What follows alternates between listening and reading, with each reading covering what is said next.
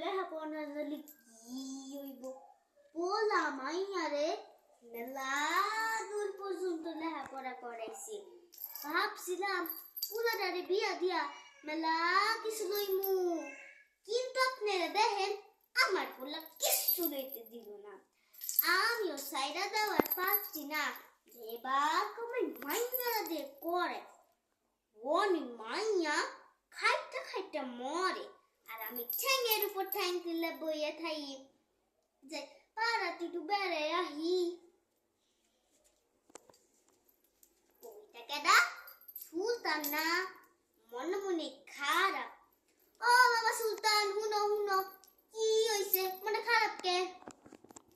কি তোমার বল লাগে তোমার মায়ের ঝগড়া হইছে? সি সি, ও মন শোনা টুকা বুয়াঞ্চু আর লগে কিনা ঝগড়া করে। কোন সুতা তোমার একটা কথা কই কিছু মনে করো না। তোমার মাটা না মানুষটা জন্মের খারাপ। তুমি না তোমার বউরে লইয়া আলাদা হইয়া খাও, দেখো এমনিই তোমার মা ঠিক হইয়া গেছে গা। যে তোমার মা রে একটু বুঝাই আহি। ওইটা কেডা? সুলতানের মা না? ও পুকুর পরে বইয়া বইয়া কান্তাছে যে কাটাটা একটু নুনের সিটে দিয়েছি। ও সুলতানের মা, কি হয়েছে বোন কান্দুকে? কি তোমার পোলা বল লাগে তোমার ঝগড়া হইছে? আজকালকার পোলারা না এমনই। তুমি না তোমার পোলাটার লাগে কি করছো?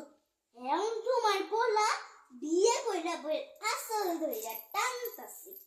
এই হইছে তোমার পোলার একটা খারাপ স্বভাব। কালে কালে আর কত কি দেবু। কলিকাল কলিকাল যাই বাড়ি যাই না, বাড়ি গেলে চলবো না, সুলতানের বউয়ের কাছে যাওয়া লাগবো। বউ, ও বউ, বাড়িটা শুনি। কি মা উপরে কান্দুকে? বুঝছি মা, তোমার কষ্টটা বুঝছি। তোমার হাউডি তোমার লাগে ঝগড়া করছে না? নো, তোমার একটা বুদ্ধি দি। তুমি না তোমার বাপের বাড়ি গিয়া তোমার হাউডির নামে মামলা দিয়া দাও, দেখো পুলিশের ডান্ডা খাইয়া ঠান্ডা হইয়া যাইব গা। নিজে খাইয়া তোমার ঘর কত কি বুঝামু। বাড়ি যাই। আজ না মুক্তারের কলেজে আলোচনা সভা ছিল। স্যারের কি কইব? আমি কি আর হেগতি কম জানি নাই? ওইটা কেডা? আমার মুক্তার না? তা মুক্তার রাস্তার কলেজে কি এমন আলোচনা সভা হলো একটু হুনি কত। মা, আজ আমাদের কলেজে গীবত পরনিন্দা সম্পর্কে আলোচনা সভা হয়েছে। জানো মা, প্রায় সব ধর্মেই গীবত পরনিন্দা সম্পর্কে আলোচনা করা হয়েছে।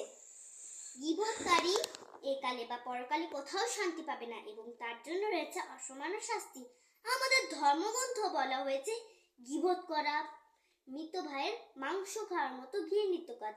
গীবতকারী কখনোই জান্নাতে সুঘ্রাণ পাবে না এবং আমাদের সাল্লাল্লাহু আলাইহি সাল্লাম বলেছেন গীবত করা মৃত ভাইয়ের মাংস খাওয়ার মতো ঘৃণিত কাজ। কি মা, তুই আজকে আমার এটা কইলি? আমি তো সারা জীবন হেইডাই কইরা গেলাম। আমার কি হইব? ও আমার সাত্তার রে, তুই কেন বাবা আমায় বুঝাইলি না? তুই তো বাবা জানোস আমার কুটনামির স্বভাব। মন বানাইব আমায় দোজখের কাবাব।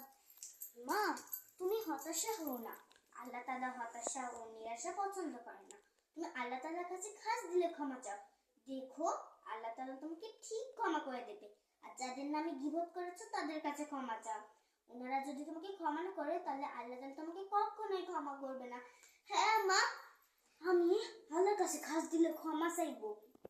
আমি যখন আমি গীবত করছি হ্যাঁ ওর কাছে ক্ষমা চাইয়া দেব, তাহলে ওরা যদি আমার ক্ষমা করে আল্লাহ আমার ক্ষমা করবো, আল্লাহ আমার জান্নাত দিব।